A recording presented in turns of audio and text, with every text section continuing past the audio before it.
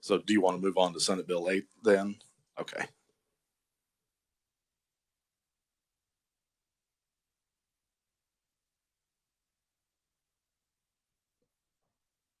So, Mr. Chairman, do you want me to try to take a stab at it, or? Yeah, do you have an offer prepared? I didn't really have an offer prepared. We can discuss it, or We can discuss it. We have some thoughts on it. Let me, we'll just be glad to share those.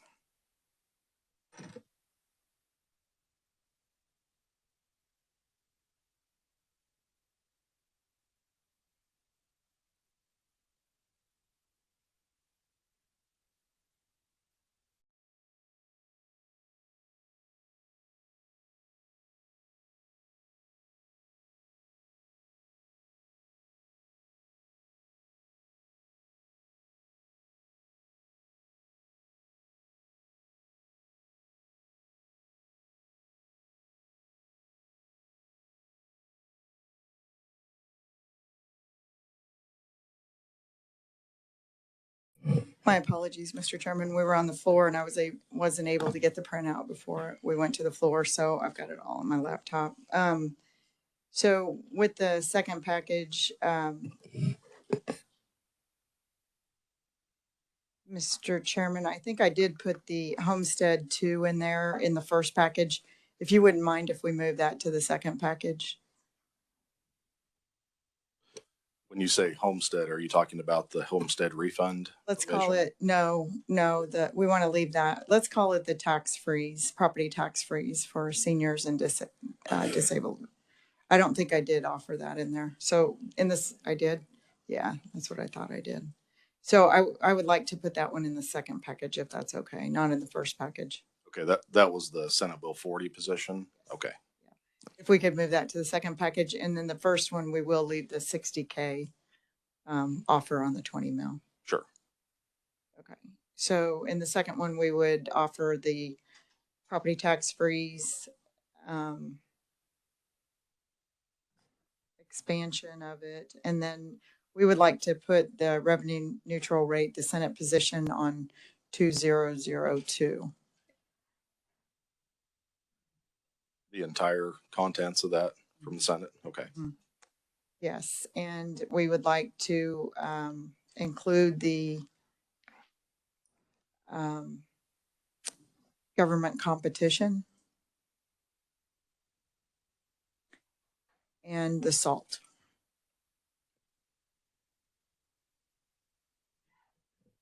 The SALT that passed out of the Senate Tax Committee.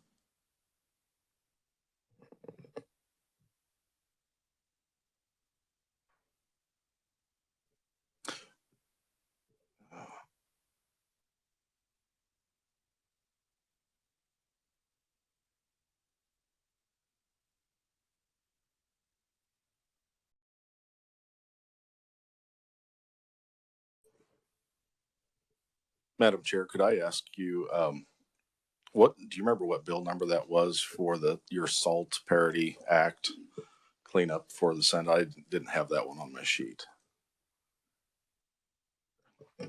Well, I have the experts get it for us. Was it identical to the House one? It wasn't. Okay.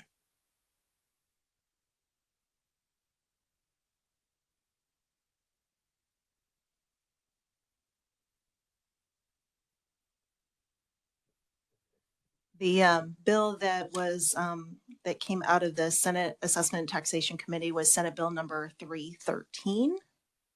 And it did have a committee amendment that amended the language slightly. And that's the language we're looking for, conditional. What happened last year was it was definition for one, it fit one group. And then there was individuals that came back this year and they wanted it to fit the other group. And I guess being a software engineer, why not put an or instead of a exclusive? So I think it makes sense. We talked to the Department of Revenue. They like that language. We actually used Indiana language to model it after. So I think it'll get us away from this topic next year. I think it sounds like we were both talking to Department of Revenue because I had an amendment for our bill that probably does the same thing. So, Wonderful. thank That's you. good. Okay. So does that conclude that package at this point? At this point, Okay. I'm sure there's stuff you'll want to look at.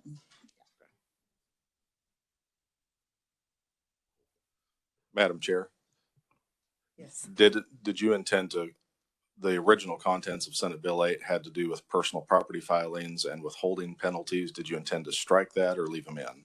We'll leave them in. Leave both of them in. Okay. Thank you.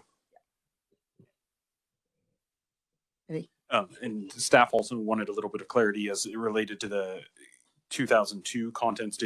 Was the offer to include all of the contents as 2002 came out of the Senate? Okay, all right.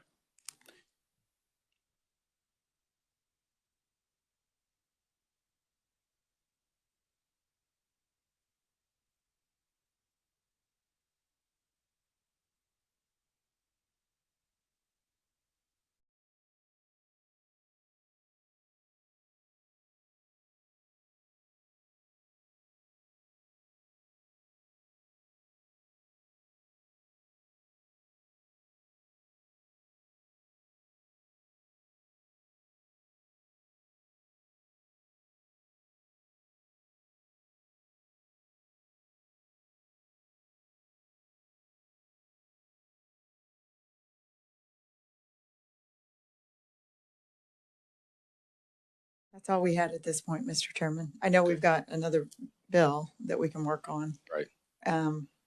Hopefully we have another one. But right now we only have one more left. So I know we're going to have to do some more finagling. Okay. Yeah. I think we would probably like to break for 10 minutes. So does your ranking plan on signing, or do we need to? We'll have to go back and discuss and Okay. see. We might step into another room and Oh, that'd be great. back. So I don't want to push you guys 3:35 or 3:40. Would be I think we can do 3:35. Okay. Okay. Thank you. All right. Thank you.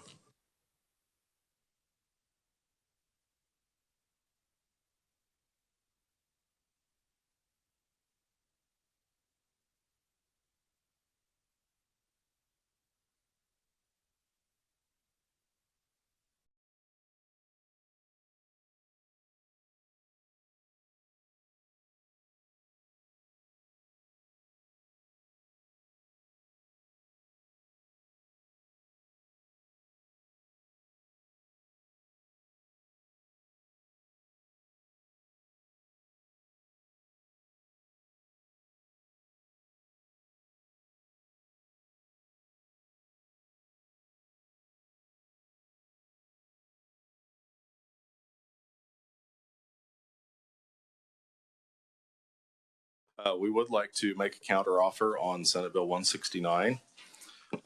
We would like to accept the Senate position on the Social Security piece that we talked about that we put together in 2597 last year. And if anybody looks that up, make sure you're in the 2021 session, because when I went to my website, I'm like, wait, 2597 is something different here. But so we did look at that, research that. We will accept the Senate position on that. We did want to counter offer the $60,000 on residential homestead exemption back up to 65. And we would like to stick with the House positions at 5.25 and the House position with the standard deduction, which was a $500 increase in the single in tax year 23, and then a index with inflation in tax year 24. And we would also like to include acceleration of the state rate on food to 0 on July 1st of 2023. And if Thank you, Mr. Chairman. Boy, the House doesn't want much, do they? No, I'm kidding. We're going to discuss it. We are going to have an agree to disagree. Senator Holland, would you like to? No, I apologize that I was over in commerce, but many of these policy pieces I find very attractive. However, I'm adamantly opposed to the flat tax, and so will ask. I'll have to agree to disagree on any bills moving under those provisions. So thank you for your understanding. Thank you. And for clarifications, it's single rate, not a flat tax, but just want to make sure. I know everybody, it's like when we say we're removing sales tax on food, we removed it on groceries to be accurate. Yeah. And we aren't completely removing it. No, we're not. And that's even more accurate. Thank you. Appreciate that. Yes. Madam Chair, with Senator Holland's statement, do we need to go ahead and proceed on action for an agree to disagree on this bill? And we can keep negotiating back and forth. Certainly. Yes, we can have one of those prepared to be run. But if you want to continue negotiating, that's perfectly acceptable. Okay, thanks. So Senator Holland? Mr. House Chairman, you could always remove the single rate piece. I'd be happy to sign it. I'll take that under consideration. So we will go offline and consider your offer for a counter offer. While we're here, could we discuss Senate Bill 8? Yes, we also had a counter offer on 8, and we had an initial offer on 2002, now that we have it in committee.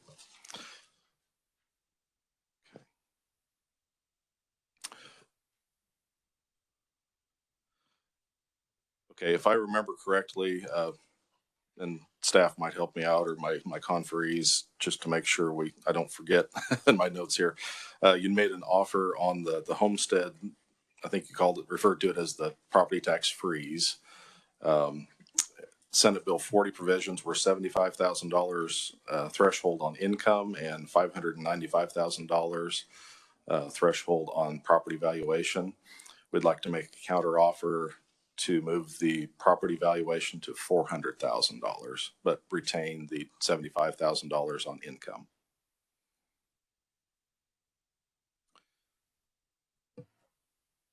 Okay, we'll take a look at that. Okay.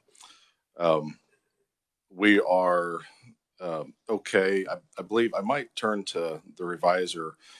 I just want to make sure. I think we are good on the SALT parity language. I think we're talking the same thing, but I just want to clarify to make sure that we are indeed talking about the same thing. Yes, I believe the SALT parity, the Senate, there was taking care of an issue that I believe Senator Tyson had referred to earlier about changing an and to an or, so give them the option, and those were the amendments that were been discussed, and they were adopted into Senate Bill 313. Okay. With that, Madam Chair, we would like to accept the Senate position on the SALT parity language. We would also like to accept the Senate position on the original provisions, retaining those within the bill.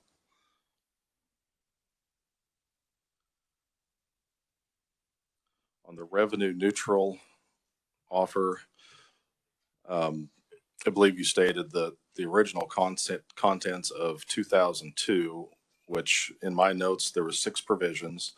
There's a 1-year extension on reimbursement for the costs of printing and mailing for the revenue neutral notices. There was additional language that kind of modified the form, the revenue neutral form. Third, there was a 2-year requirement on not the revenue neutral notice, but the appraisal notice, your property valuation, requiring the current year and the prior 2 years. I think the House position was 4 years, so we're okay with the 2 years. We would accept all 3 of those positions. We would also accept the 4th provision that had to do with the residential appeals. And that's the note I had. If we need any further clarification, I think it was just allowing the taxpayer to provide an appraisal when they pay under protest. If I may, Mr. Chairman, it was allowing a different type of appraisal. Right now, it's limited to a certified. Yeah, thank you. Right. I think it was a certified residential rather than a general. Okay. Yes, we would accept the Senate position on that. We would not accept the positions at this time on the valuation and the payment under protest appeal. We thought that was a little redundant. If you appeal your valuation and you lose that, you can basically pay under protest and go through the exact same process again. We thought maybe that was a little redundant, and if you want to clarify, I'm happy to. I would be glad to clarify. One of those appeals, the first one on the valuation, is with the appraiser's office, the assessor. The second appeal is not through the appraiser's office. Is that correct? Somewhat. But it is a different appeal process. And so that's why we didn't feel like it should be exclusive. I was actually in one county 2 different weekends. The first weekend on a Sunday afternoon, over 200 people showed up because of their valuation notices. The next Saturday, over 150 other people were there. They are that upset over their valuation notices. And one of the things that came up at that meeting was be careful, because if you appeal your appraised value and you lose, you cannot come back in the fall and appeal or pay under protest. And so I thought, well, so the Senate Tax Committee took a look at it. We added it to 2002 and we put it across the Senate floor. Okay. Do we have any background on that? Because if it's not the same process, I'm willing to take a look at that. I just didn't want us to go be repeating the process for the same discrepancy in the valuation. Because if you pay under protest on your taxes, are you protesting the mill levy or are you protesting your valuation? No, I was finding the language, and this is getting into a complex kind of the interplay between 2 appeal processes. The first appeal process in the spring after the valuation notices, starts at that time. The payment under protest, when you look at the statute, which is KSA 79/2005, there's actually the statute kind of categorizes 2 types of payment under protest. One would be issues relating to valuation and assessment of property. And the other one is what is referred to as an illegal levy. I don't have any more description for you other than that the language in the statute is illegal levy. Okay. If the appeal relates to valuation or assessment, it does start with the county appraiser. But if the protest is an illegal levy protest, that then gets forwarded from the county, from the treasurer's office at the county, and is forwarded directly to the Board of Tax Appeals. But I'm not sure if that is necessarily, in practical terms, I don't know how that is being effectuated. No, that does help explain it. And let's leave that one in play because I think I want to understand this better. I do not want to take away anybody's right to make an appeal or a protest on their valuations or their mill levies. So let's leave that one in play. At this time, we did not accept the Senate position on the adverse influence, the 6th and final provision in 2002. Okay. We did also want to counter with several provisions on the list, the House positions, House Bill 2026, which was a Department of Revenue lien release bill. Want these in the same? Yes, these would be in Senate Bill 8. Okay. We also wanted to offer the contents of House Bill 2232, which had to do with mass appraiser training. Also, the contents of House Bill 2317. That was simply tying the email authority or email notification authority like we have it currently for the revenue neutral, where taxpayers can opt in to receive that notice over email. We also wanted to create some uniformity and allow the valuation notices and tax statements also via email if the taxpayer opts in.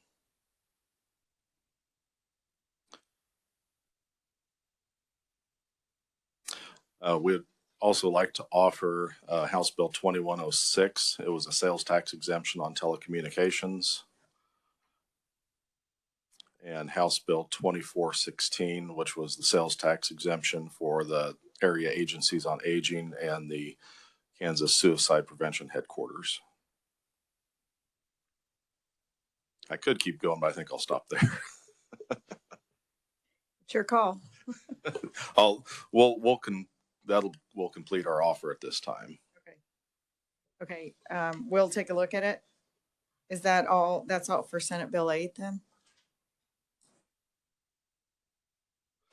No, our astute reviser reminded me there was another fairly large provision here that I wanted to take a look at.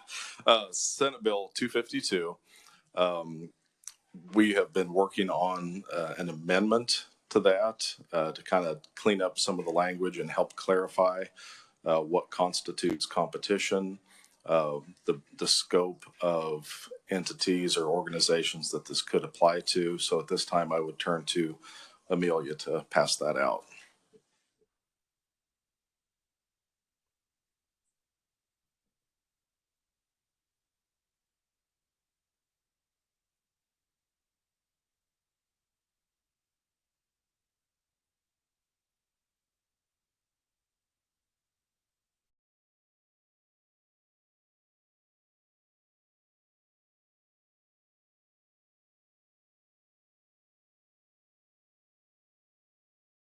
Is there anything else that you wanted in this bill? Not at this time.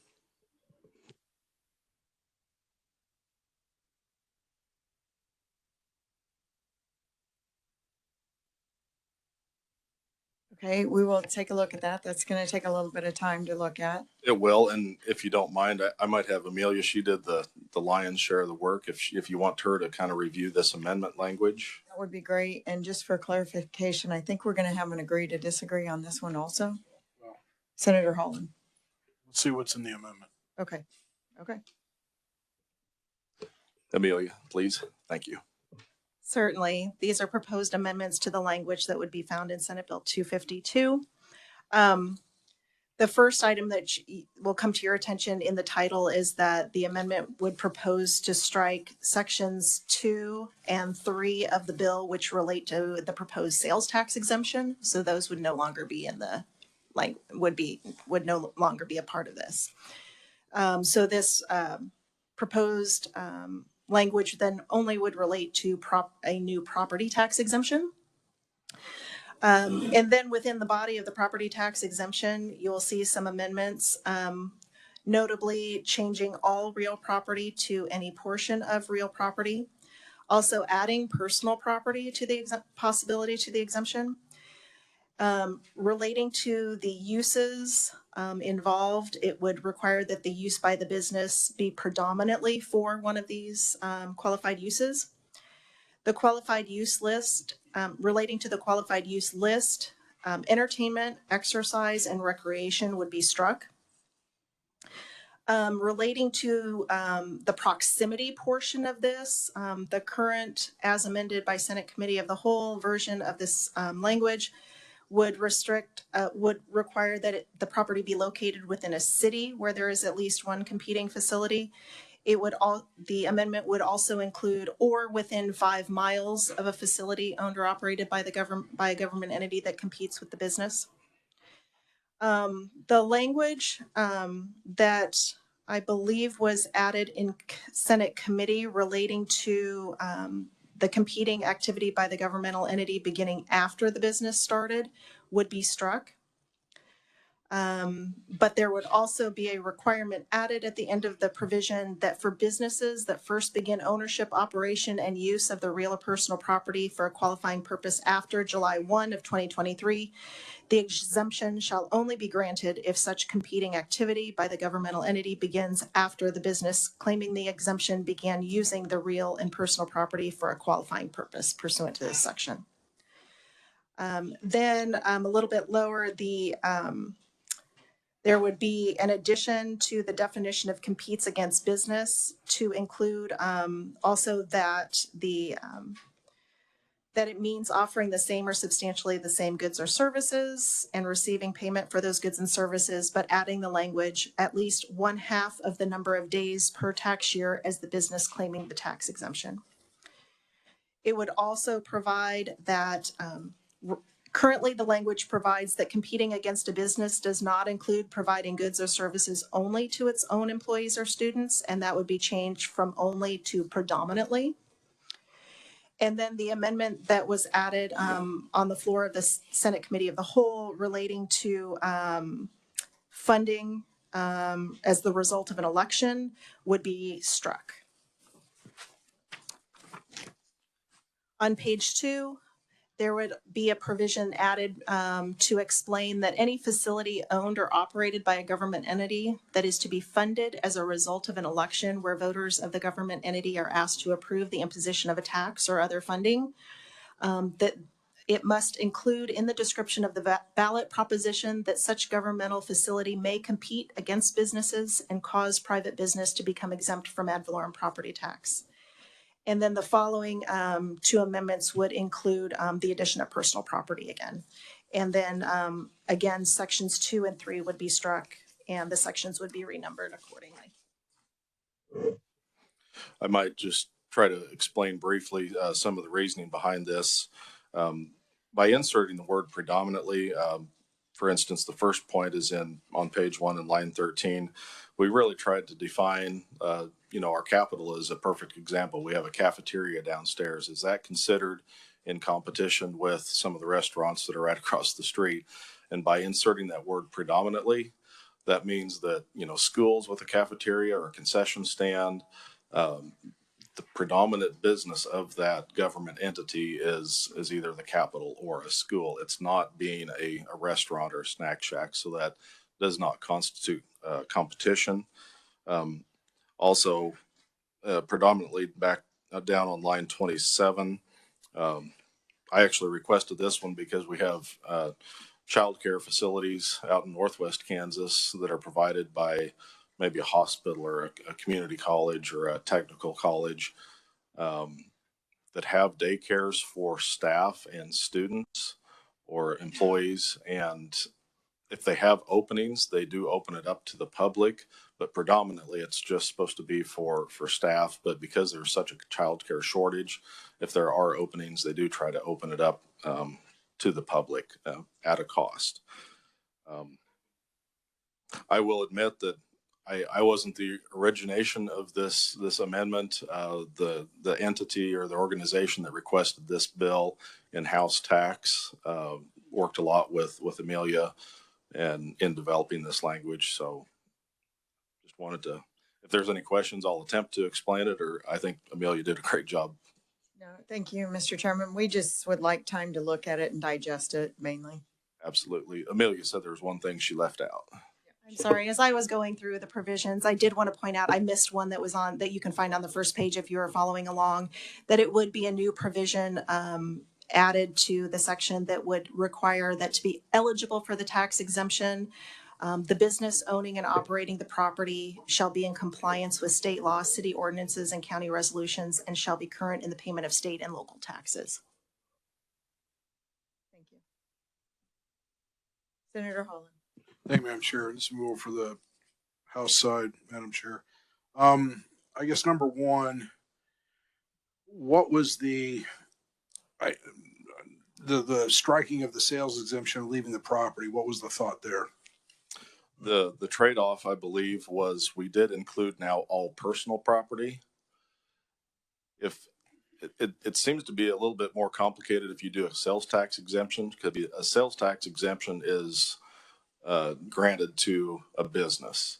Now, a business might have several different locations. So if I have Adam's Hamburger Shop, I've got one location that is in competition with a government restaurant, so I get the property tax exemption there. But if I'm granted a sales tax exemption, that's to my overall business. That's not specific to one restaurant or one location or one parcel. It would be for all of the stores. So we tried to peel that off, but we included, as to try to balance that out, personal property, anything that is included, not only real property, but now also personal property, to kind of trade that off. Senator Holland. Yeah, and so just so I understand, was just if you could at least describe generically who is the entity that prepared the amendment? Just could you characterize the business industry? I would actually have to look that up. I can't remember who requested that bill introduction. I was working with a reviser and a lobbyist, but Okay. And I guess another question I have is that was there any my whole personal animus against this bill is I basically see more commercial property being shifted to residential property owners, particularly when we're zeroing in on cities. And so my question is there any way we can protect homeowners a little bit more from this was there any maybe consideration of looking at maybe a sales tax and a personal property tax exemption or something like that and getting away from the property tax? I think discussions are open. I'm certainly, I don't have a dog in this fight. So whatever offers, if you want to make a counter offer on that, we can certainly discuss that as well, I think. Okay. Thank you, Madam Chair. We'll take a look at it. Does that mean you do not want to do the agree to disagree at this point? Or? Yeah, I'll hold on. Yeah. Well, we're just trying to expedite it. So if you are, we'd like to run it at 5 p.m. But we can run if we don't have an agreement on it. Well, we're trying to put the packages together as quick as But possible. if I don't know what the content's in it yet, Well, okay. We are, okay, that's fine. We will take a look at this. Okay. And you had a third one too? Yes, Madam Chair, just to expedite things, I know this is a lot to throw at you, but we'll be taking a break here for a little while and just want to make sure you've got everything in front of you on the third offer on House Bill 2002. Since we swept the contents out of that, that was originally all the revenue neutral language and those pieces, which are now in Senate Bill 8. Starting clean with House Bill 2002, we would like to offer the contents of House Bill 2254, which was the agritourism classification bill. House Bill 2421, which is the Grant County Sales Tax Authority bill. We would also like to offer Senate Bill 127, which was Dickinson County Sales Tax Authority. And House Bill 2036, which is a property tax exemption for retired and disabled veterans.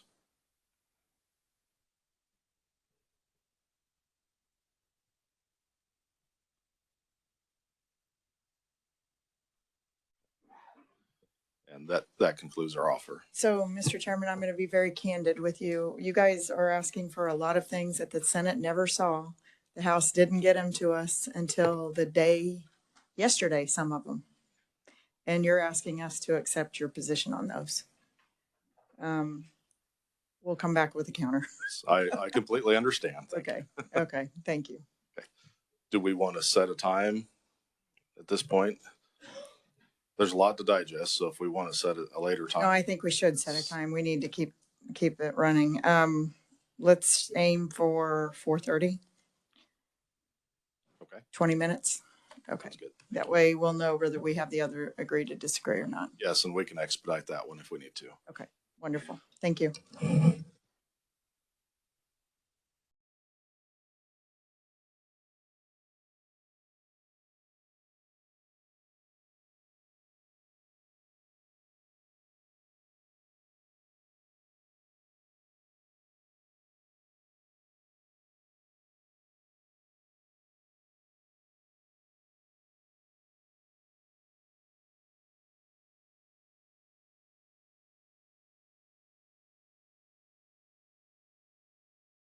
Mr. Chairman, appreciate your patience. It was a lot to digest. Time went quickly. We did come back with a couple of counters, actually quite a few counters.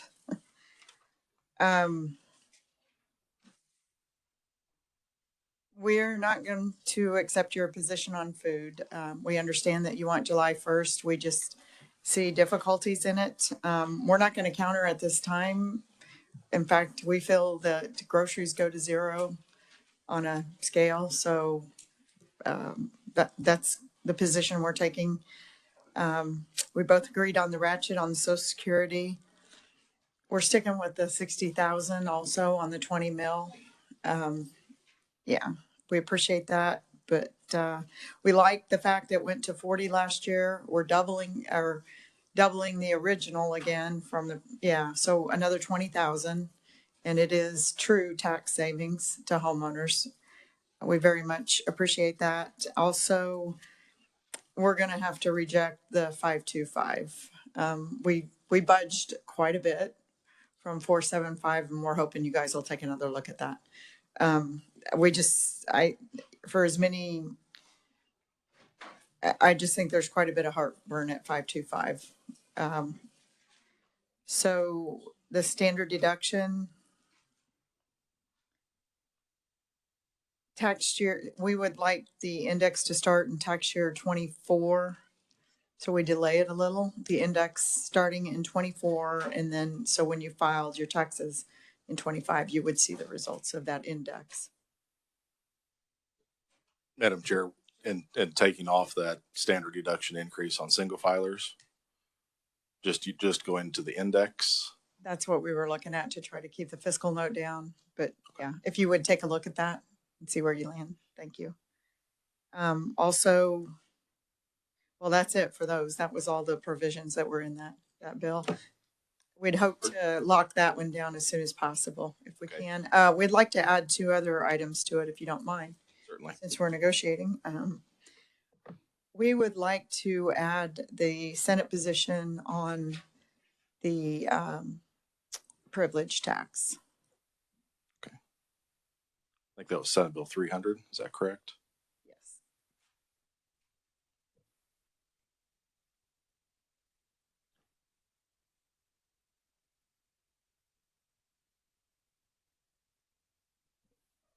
That would be the only addition to the bill for us at this time. Okay. If I could clarify, is your offer going to be 4.95 again on the rate? It's what we passed across the Senate floor in Senate Bill 300.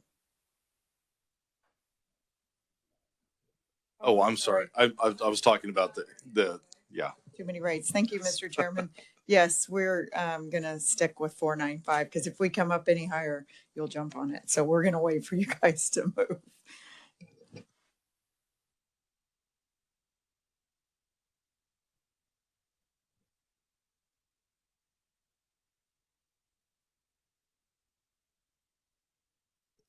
We had a question on the food sales tax. So your position is just to leave what is currently in statute. There's no acceleration on food sales tax?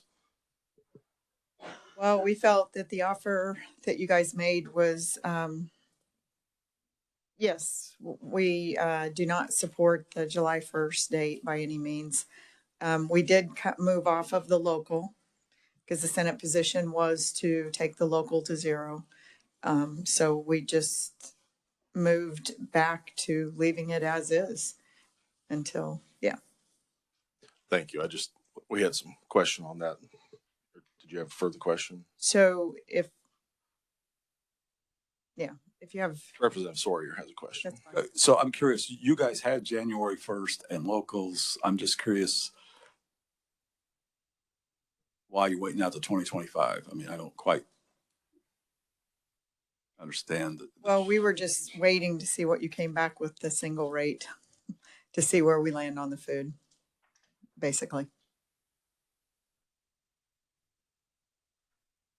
Okay.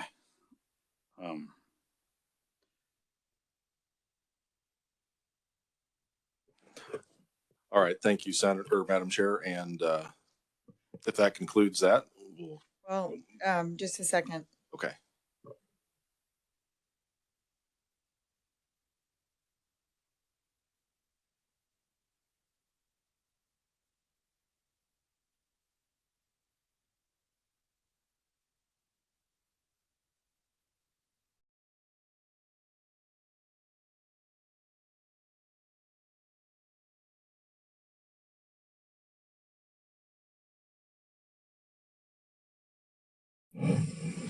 So, Mr. Chairman, if you would, we would ask that you come back in good faith on the single rate and take a hard look at coming in below 525. And with that, we will offer January 1st, 2024 state sales tax on groceries to 0. It's accelerated by 1 year. I do know we have votes that drop off with that.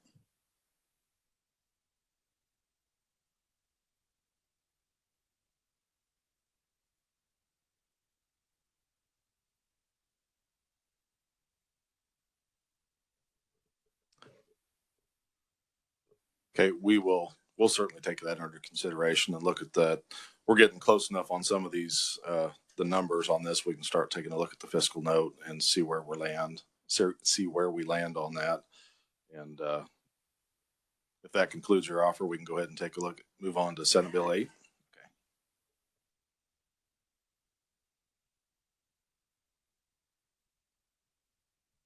So, Mr. Chairman, on Senate Bill 8, our counter offer would be to start with the property tax freeze. We're going to offer 80,000 on the household income and 500,000 on the value of the property instead of the 400. And we are also going to ask that the language, the veterans, disabled veterans, it's at 50%, that they have to meet the 500,000 threshold on the home, but they would be exempted from the income threshold. And we do have a fiscal note on that. So for clarification, that's if they are 50% above disabled, that the income exclusion doesn't, or threshold doesn't apply. That would be correct. Okay.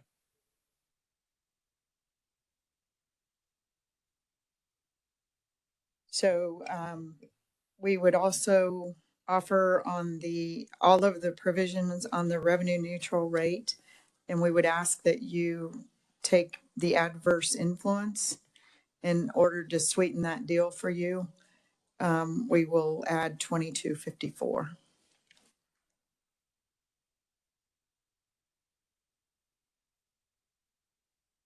We would also ask that you put the contents of 2106 into Senate Bill 8.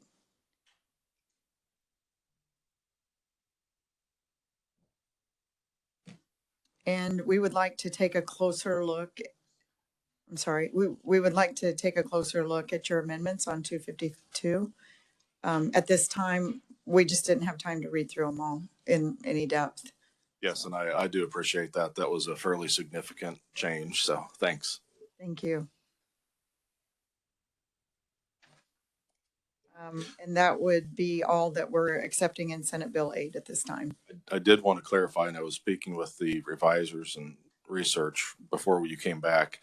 When we're talking about the contents of 2106, are you considering it as it passed the House chamber or as it passed out of the Senate committee? Would you explain the differences? I'm not sure I'm aware of the House. We did amend it in the Senate, so. Yeah, I think the only amendment was to add in the contents of House Bill 2229. If there's other amendments, I just wanted to make sure. Yeah, that was the only amendment we had. We ended up with more pushback than I thought on 2229. So I think we're going to need to take another look at that next year. As much as we'd like to pass that, we did not get that across the Senate floor. Okay, so you're.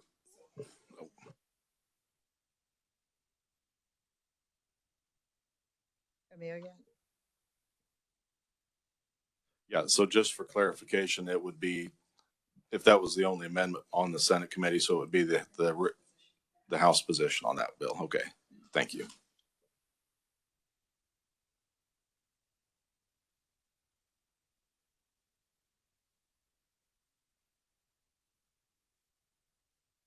And it's not that we didn't like 2229. We really appreciate the concept and the representative that brought that to us. We just, during caucus, it did get pulled from debate. We're not quite sure as to why, so we'll take a deeper look at it next year. We're not going to lose it. We just want to make sure that we get it right. Thank you. Yeah, and I agree. And we have lots of good bills still in committee and under the line that I wish we could have got to all of them. And, you know, to your comment earlier, there was a lot of bills that just crossed across the chamber in the last few days. And I apologize for my part in that. And I hope we can still move forward on a lot of these. And I really appreciate the consideration of the original contents of 2106. Well, thank you, Mr. Chairman. And we did have a hearing on it and kicked it out of committee, so we're fully aware of it. I'm not, it's just what it is. You don't control the schedule. If you did, I know we would have seen those bills much earlier. But thank you, Mr. Chairman. So that's where we're at. We're not moving on any of the other positions that were offered. Not saying any of them are bad. We're just saying we didn't even get a look at them. And some of them are pretty big policy changes without taking a deeper dive. You are correct. I completely understand. Thank you. Well, if we're done with that package, do you want to move on to 2002? Sure. Thank you, Mr. Chairman.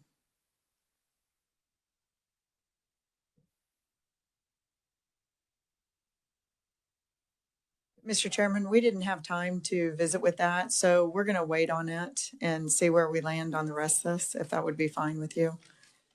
Yes, I do appreciate that. That was a lot. We made a large counter offer just in knowing that our time is short. We wanted to get everything on the table. So Understandable. And Mr. Chairman, we're only going to have the agree to disagree on Senate Bill 169. Okay.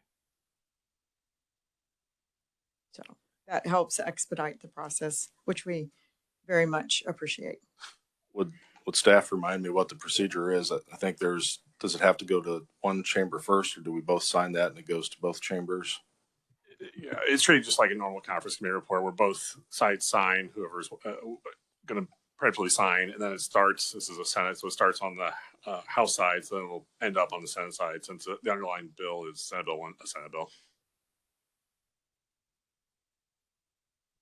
Thank you. We vote on it first and then sign, or sign and then vote on it? We do have since you requested earlier, we did prepare while we were down below or down our offices. You sign it. Sorry. Our offices are in the basement. So you will sign it and then you'll run it. You'll run it independently. Thank you. Thank you for the refresher. I know everybody thinks we're up here for years, but we're up here for a few days doing a very small procedure. So thank you. Does it follow the conference committee procedure where if it's a Senate bill, it needs to come to the House first? Okay, I'll try to see if we can get that on at 5 then and get that done.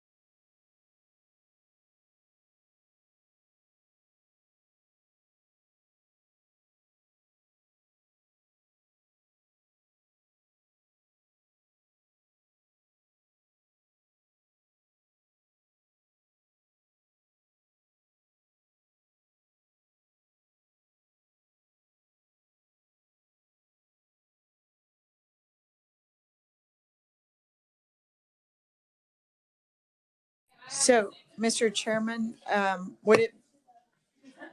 would you mind if we set another time? Body will be called to order, please. Thank you. Sure. Would you mind if we set another time to meet? I was just going to suggest that. Thank you. Great minds, right? And ours too. There you go. What do you think at 5:30? We do have some conference committee reports. We're not sure how many. Do you want to aim for 5:30, 5:45 maybe? 5:45 might be more realistic because I know we've got some business. We will Why don't- gavel in at 5. We'll probably immediately recess calendar and come back. So 5:45 I think would be Okay, and I reasonable. was, do you want to just say 6 p.m. then, just to be safe? That's fine. Okay, we'll do that. Thank you, Mr. Chairman. Thank you.